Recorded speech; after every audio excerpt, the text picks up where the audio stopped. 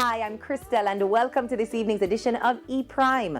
Endless possibilities ahead for former rising star Al Third. The artist prepares for the release of his first EP titled Endless Possibilities. The EP will be released on May 1, with the singer taking credit for producing 3 of the 4 singles and co-producing the 4th, titled First Date, with Florida-based producer Philip Kavuma. Endless Possibilities features members of the Raging Fire Band and guitarist Dubwise. Al Third is to embark on a small promotional tour with dates in the United States and in Canada. In the E-Prime Spotlight this evening is reggae singer Tom Lange, who credits the legendary Gregory Isaacs for the tutelage that led to his becoming an artist. I've been a friend of Gregory Isaacs from when I was 12 years of age. When I used to go to downtown school, Gregory used to hang out behind the school, you know, him, Errol Dunkley, and Dennis Brown used to come through. I remember when I really find out how man could sing, you know, I really approached him with a song. And the song just had one verse and the chorus. And him like it. And he said to me, go and finish the song and come back and make a deal with the thing. Watching him, how him really compose him thing, how him really deal with the music, because he was very dedicated to the music, you know, and thing. Give me that work ethic. Lange has worked with a few notable names, including Capleton, and has some new projects up his sleeves. Well, I have this EP out, you know, and it's a 7-track EP.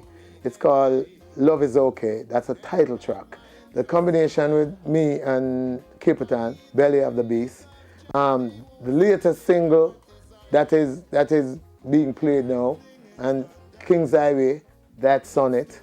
Cover of Gregory Isaac, Front Door, that's on it. Tom Lange is ready to make a lasting impact on the local scene and also plays his part in a very charitable way. He recognizes his alma mater and highlights the work of the Janet Grant Woodham Education Foundation and their role in providing aid for students of the Tivoli Gardens High School. Tivoli Gardens High School is a school that I'm always loving. One of the main objectives of the foundation is to really generate funds towards and so we can help the school and help the children who attend those schools where scholarships are concerned.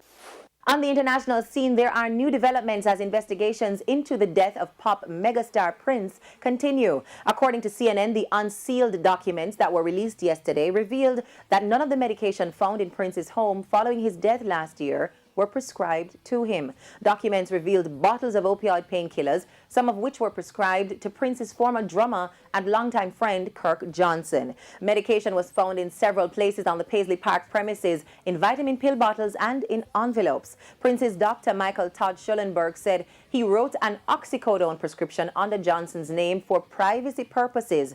According to a search warrant, that was among the unsealed documents. The doctor has denied prescribing opioids for Prince or any other person with the intent that they would be given to the artist. Schellenberg is cooperating with the investigation. At this time, though, no one has been charged in connection with Prince's death.